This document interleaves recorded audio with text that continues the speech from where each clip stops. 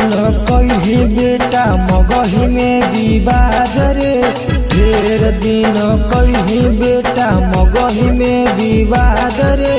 भेज दिलको किरण सिंह अब जेलवे में कर राज रे, भेज दिलको किरण सिंह अब जेलवे में कर राज रे।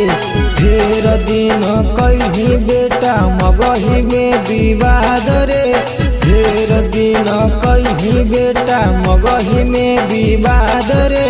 भेज दिलको किरण सिंह अब जेलवे में कर राज रे, भेज दिलको किरण सिंह अब जेलवे में कर राज रे, जेलवे में कर राज रे, जेलवे में कर राज रे।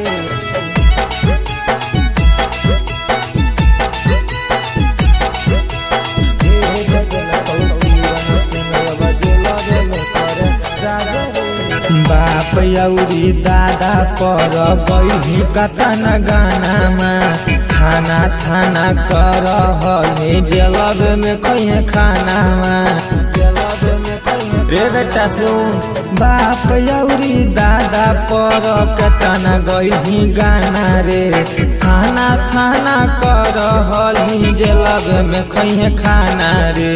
कट गेलो पाख हल ही बनत बाजरे, कट गेलो पाख हल ही बनत बाजरे। भेज दिलको किरण सिंह अब जेलवे में कर राज रे, भेज दिलको किरण सिंह अब जेलवे में कर राज रे, जेलवे में कर राज रे, जेलवे में कर राज रे।